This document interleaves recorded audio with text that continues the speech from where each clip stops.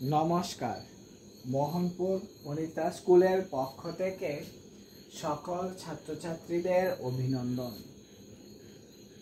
যারা কথা বলতে পারে না তাদের সমাজে বন্ধু কম, শত্রু কম। আর আমাদের বর্তমান সমাজ এমন পরিস্থিতিতে দাঁড়িয়েছে যে কথা না বলাটাই শ্রেষ্ঠ। কেননা তুমি যখনই কথা বলতে যাবে তখনই তোমার বিরোধিতা তোমাকে গ্রাস করবে। তাই যদি কথা না বলার অভিনয় করতে পারো তাহলেই জীবনে উন্নতি লাভ করতে পারবে। যাই হোক, আর কথা না বাড়িয়ে আমি আজকে যে ক্লাসটা করব সেটা হলো সামাজিক ন্যায়। তো একাদশ শ্রেণীর সামাজিক ন্যায় পার্ট 2। পার্ট 1-এ আমি তোমাদের সামাজিক ন্যায় সম্পর্কে অনেক কিছু বলে দিয়েছিলাম এবং সামাজিক ন্যায় সম্পর্কে আমি তোমাদের বুঝিয়েছি। এবার পার্ট 2-তে আমি তোমাদের সামাজিক ন্যায় থেকে কতগুলো প্রশ্ন তুলে ধরেছি, সেই প্রশ্নগুলি বুঝিয়ে দেওয়ারও চেষ্টা করছি। তোমরা অবশ্যই মনোযোগ সহকারে বুঝবে এবং চেষ্টা করবে এই প্রশ্নগুলি যাতে না পড়ে খাতায় লিখতে পারো। তো প্রথম প্রশ্ন হলো ন্যায়ের নীতি কি বা ন্যায়ের নীতিগুলি কি। আমি তোমাদের বলে দিচ্ছি, ন্যায় সম্পর্কে আমি তোমাদের আগেও বলেছি না, ন্যায়ের নীতিগুলি বলতে কি বোঝায় বা ন্যায়ের নীতিগুলি কি। ন্যায়ের নীতিগুলি হলো সকলের প্রতি সমান ব্যবহার, ন্যায়ের যথার্থ বন্টন, বিশেষ প্রয়োজনকে স্বীকৃতি দেওয়া। ন্যায়ের যথার্থ বন্টন, বিশেষ প্রয়োজনকে স্বীকৃতি দেওয়া, এটাই হলো ন্যায় নীতি। ন্যায়ের নীতিগুলির কয়েকটি, যদিও এগুলি মার্ক 2 and 3 এর মধ্যে পড়েছে। তারপর হলো অর্থনৈতিক ন্যায় বলতে কি বুঝো। আমরা তো ন্যায় পড়েছি, অর্থনৈতিক ন্যায়, সামাজিক ন্যায়, রাজনৈতিক ন্যায়। তবে অর্থনৈতিক ন্যায় বলতে কি বুঝো না, অর্থনৈতিক ন্যায় বলতে কি বোঝায় সে সম্পর্কে, মানে অর্থের বিনিময়ে যে জিনিসগুলিকে বিচার করা হয় সাধারণত এইগুলিই অর্থনৈতিক ন্যায় হিসেবে বিবেচিত। তবু উদারবাদী এবং মার্ক্সবাদীদের মধ্যে অর্থনৈতিক ন্যায়কে নিয়ে ভিন্ন ভিন্ন মতভেদ থাকলেও অর্থনৈতিক ন্যায়কে ব্যাখ্যা করলে বলা যায় সমাজে সকলেই যদি নিজ নিজ যোগ্যতা অনুসারে জীবন ধারণের জন্য উপার্জন করতে পারে তাহলে এই সমাজের অর্থনৈতিক ন্যায় প্রতিষ্ঠিত হয় বা অর্থনৈতিক ন্যায় বলা হয়। তো সমাজের সকলেই তার নিজ নিজ যোগ্যতা অনুসারে যখন তাদের অর্থের দিক দিয়ে বিচার করতে পারে এবং নিজেকে কি ন্যায় বলে প্রতিষ্ঠিত করে, এটাই হলো অর্থনৈতিক ন্যায়। তারপর হলো খোলা বাজারের সুবিধাগুলি কি কি না, খোলা বাজারের সুবিধা এবং খোলা বাজার সম্পর্কে আমি তোমাদের একটা পার্ট 1-এ বুঝিয়ে দিয়েছি। খোলা বাজারের সুবিধাগুলি হলো খোলা বাজারে সরকারের কোনো হস্তক্ষেপ থাকে না। দ্বিতীয়ত হলো খোলা বাজারে প্রতিযোগিতা থাকার জন্য পণ্যের মান উন্নত ধরনের হয়। মানে খোলা বাজারে কি হয়, সরকারের কোনো বিধিনিষেধ থাকে না, যার কারণে সেই জিনিসগুলোকে আরো উন্নতি করা যায়। যে জিনিসগুলো আমরা প্রতিদিন এনেছি সেই জিনিসগুলোকে দাম বাড়ানোর জন্য আরো উন্নতি করা যায়। তারপর হলো সরকারি বাজারে প্রতিযোগিতার অভাবের জন্য পণ্যের মনোন্নয়ের প্রতি সরকারের নজর কম থাকে, অর্থাৎ যার কারণে খোলা বাজার এগুলি সুবিধা হয়। কেননা সরকারি বাজারে সরকারের মনোন্নয়, অর্থাৎ সরকার একটা নির্দিষ্ট দাম ধরে দেয়, যার কারণ স্বরূপ এটাকে আর উন্নতি করার চেষ্টা কেউ করে না। কিন্তু খোলা বাজারে সরকারের তেমন কোনো চাপ থাকে না, যার কারণে অবাধে সেগুলিকে আরো উন্নতি করা যায়। তারপর হলো অর্থনৈতিক ন্যায় বলতে কি বুঝো। অর্থনৈতিক ন্যায় তো আমি আগেও দিয়েছি, তাহলে এটা বোঝানোর প্রয়োজন নেই। এবার হলো অজ্ঞতার আচ্ছাদন বলতে কি বুঝো। অজ্ঞতার আচ্ছাদন বলতে কি বুঝো, এটা একটা ভালো প্রশ্ন যে অজ্ঞতার আচ্ছাদন বলতে কি বুঝো। যদিও আমি এটা যখন পার্ট 1 বুঝিয়েছি, পার্ট 1-এ আমি এটা তোমাদের বুঝিয়ে দেইনি যে অজ্ঞতার জ্ঞান আচ্ছাদন বলতে কি বুঝো না। অজ্ঞতার আচ্ছাদন হলো একটি প্রতীক ব্যাপার। এখানে মনে করা হয় যে আদি অবস্থান মানুষ স্বার্থবুদ্ধি ও যুক্তি বোধ সম্পূর্ণ হলেও অজ্ঞতার আচ্ছাদনের আড়ালে থাকাদের তাদের দেশ কাল সমাজ সম্পর্কে কোনো সচেতনতা থাকে না। নিজেদের শক্তি বুদ্ধি সমাজের নির্দিষ্ট স্থান শ্রেণীগত সামর্থ্য অবস্থান সম্পর্কে তাদের কোনো ধারণা থাকে না। কিন্তু অর্থনৈতিক ও রাজনৈতিক সম্পর্কে প্রাথমিক জ্ঞান ও ন্যায়বোধ থাকায় তারা তাদের কল্যাণকে সর্বাধিক করতে চায়। ঠিক আছে, অর্থাৎ অজ্ঞতার আচ্ছাদন হলো একটি প্রতীক ব্যাপার। এখানে মনে করা হয় যে আদি অবস্থানে মানুষ স্বার্থবুদ্ধি ও যুক্তিবোধ সম্পূর্ণ হলেও অজ্ঞতা আচ্ছাদনের আড়ালে তাদের দেশ কাল সমাজ সম্পর্কে কোনো সচেতনতা থাকে না। নিজেদের শক্তি বুদ্ধি সমাজের নির্দিষ্ট স্থান শ্রেণীগত সামর্থ্য অবস্থান সম্পর্কে তাদের কোনো ধারণাও থাকে না। কিন্তু অর্থনৈতিক এবং রাজনৈতিক সম্পর্কে প্রাথমিক জ্ঞান ও ন্যায়বোধ থাকায় তাদের কল্যাণকে সর্বাধিক করতে চায়। এটাই হলো কি অজ্ঞতা আচ্ছাদন। ঠিক আছে, তাহলে তোমরা ওই জিনিসটা বুঝতে পারলে, আমি অলরেডি 2 বার বলে দিয়েছি। তারপর হলো ন্যায্যতা হিসাবে ন্যায় কথাটির অর্থ কি, মানে ন্যায্যতা হিসাবে ন্যায় বলতে কি বুঝো, মানে ন্যায্য এই জিনিসটা আমি কি পেয়েছি, ন্যায্য পেয়েছি। ঠিক আছে, তো ন্যায্যতা হিসাবে ন্যায় বলতে কি বোঝায়?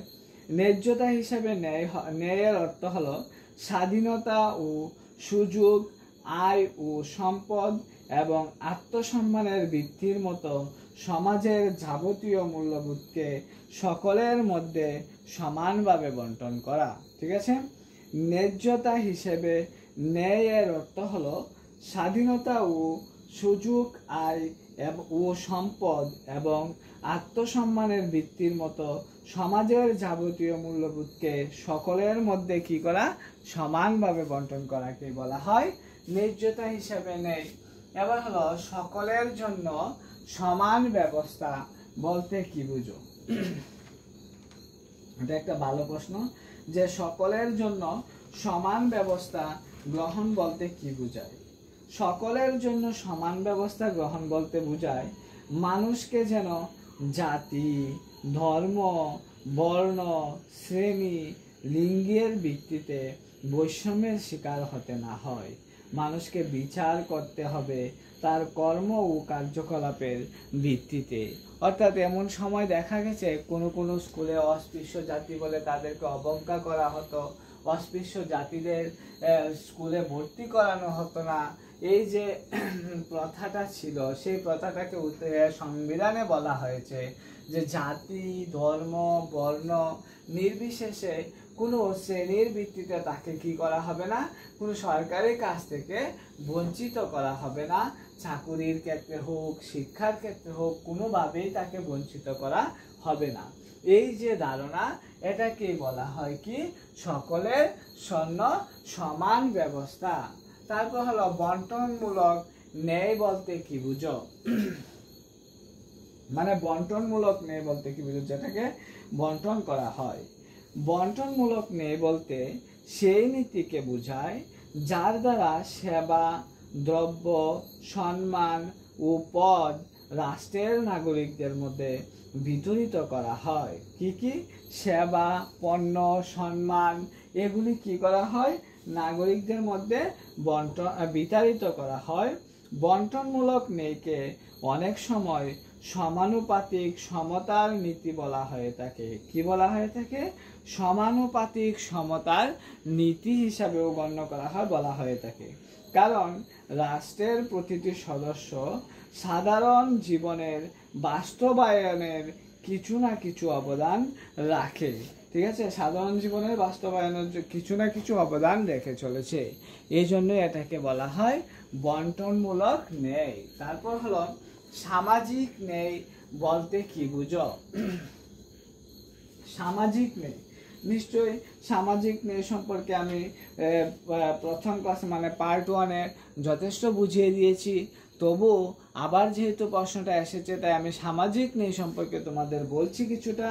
সামাজিক ন্যায় বলতে বোঝায় সমাজের ন্যায় প্রতিষ্ঠা ব্যক্তির একক প্রতিষ্ঠার দ্বারা সম্ভব নয়। এর জন্য প্রয়োজন হয় ন্যায় থেকে বঞ্চিত সংঘবদ্ধ সামাজিক প্রচেষ্টা। সামাজিক পরিকল্পনা ও প্রচেষ্টার মাধ্যমে ন্যায় প্রতিষ্ঠা সম্ভব বলে মনে করা হয়। এটাকে বলা হয় কি? সামাজিক ন্যায়। তাহলে সামাজিক ন্যায় সম্পর্কে তোমরা বুঝলে, মানে সমাজের ভিত্তিতে যে সমাজ ডিসাইড করবে, যে সমাজ কি করবে, সমাজের ভিত্তিতে এবং প্রয়োজনে ন্যায় থেকে বঞ্চিত সংঘবদ্ধ সামাজিক প্রচেষ্টাকে বলা হয় কি? সামাজিক ন্যায়। আমি বারবার সেই বোর্ডটার সামনে থেকে চলে আসি, এই জন্যেই চলে আসি যাতে করে তোমাদের সেই বোর্ডটা দেখতে অসুবিধা না হয়। তাই তোমরা অবশ্যই বোর্ডটা থেকে যদি কিছু লিখতে পারো তাহলে আমি নিজেকে ধন্য মনে করব। এবার প্রশ্ন হলো কি, সর্বাধিক নীতি বলতে কি বুঝো? না, সর্বাধিক নীতি বলতে কি বুঝো ওটা আমি তোমাদের আগে বুঝাইনি, তবু আবার বুঝিয়ে দিচ্ছি।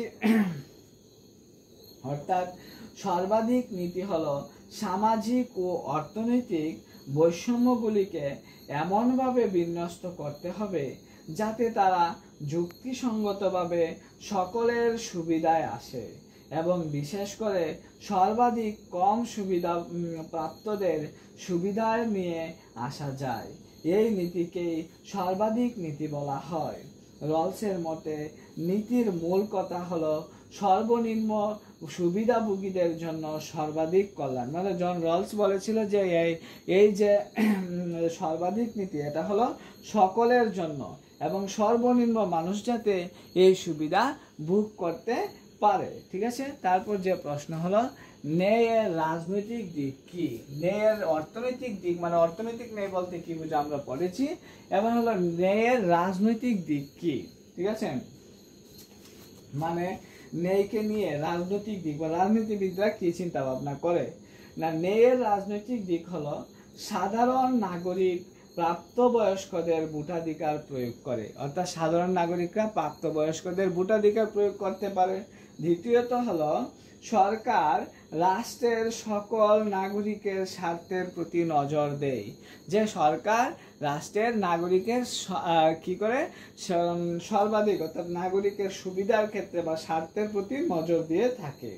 তারপর হলো সরকারের উপর চাপ সৃষ্টি করার অধিকার ভোগ করে তাকে নাগরিক। সরকারের উপর যাতে চাপ সৃষ্টি করতে পারে বা সরকারের উপর চাপ সৃষ্টি করার অধিকারও নাগরিকরা কি করে তাকে ভোগ করে থাকে। ঠিক আছে, তাহলে ন্যায়ের রাজনৈতিক দিকটা আমি তোমাদের আলোচনা করে দিলাম। এবার হলো ন্যায়ের অর্থনৈতিক দিক কি? ন্যায়ের অর্থনৈতিক দিক এবং অর্থনৈতিক ন্যায় বলতে কি বুঝো? দুটো একই ধরনের, তবু আমি তোমাদের ন্যায়ের অর্থনৈতিক দিকটি বুঝিয়ে দিচ্ছি। না, ন্যায়ের অর্থনৈতিক দিক হলো সমাজে অনগ্রসর সংখ্যালঘুদের জন্য ভিত্তি সংরক্ষণ, অর্থনৈতিক সাহায্য প্রদানের মাধ্যমে সমাজে ন্যায় প্রতিষ্ঠা করা রাষ্ট্রের কর্তব্য। ঠিক আছে, কি করা? রাষ্ট্রের কর্তব্য, ভিত্তি প্রদান করা। তারপর হলো সমান কাজের জন্য সমান পারিশ্রমিক পাওয়া উচিত, মানে সমান কাজের জন্য সমান পারিশ্রমিক দেওয়া। স্ত্রী পুরুষ এটার মধ্যে মহিলা পুরুষের কোনো যাতে ভেদাভেদ না থাকে।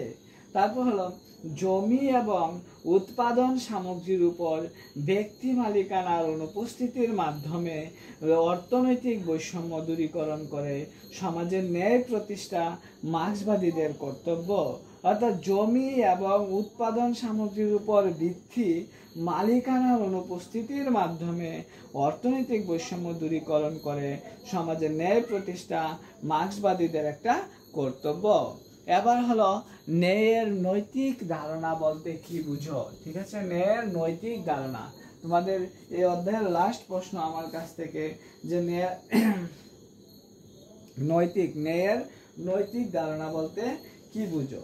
তো আমি তোমাদের ন্যায়ের নৈতিক ধারণা সম্পর্কে বলে দিচ্ছি। না, ন্যায়ের নৈতিক ধারণা বলতে কিছু প্রাকৃতিক বা স্বাভাবিক নীতির উপর ভিত্তি করে সেই ন্যায়ের নৈতিক ধারণা দাঁড়িয়ে আছে। মানে কি, প্রাকৃতিক এবং সামাজিক নীতির উপর ভিত্তি করে।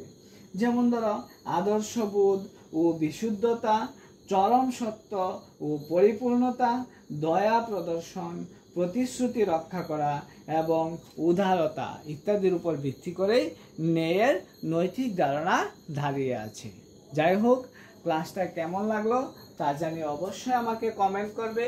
আর যদি কোনো জায়গায় বুঝতে ভুল হয়ে থাকে তাহলে আমাকে অবশ্যই জানাবে। আমি চেষ্টা করব তোমাদেরকে জানিয়ে দেওয়ার জন্য। আমার সামান্য এই চেষ্টা যদি কারোর উপকার হয় তাহলে অবশ্যই আমি নিজেকে গর্বিত মনে করব। নমস্কার, সবাই ভালো থাকবে।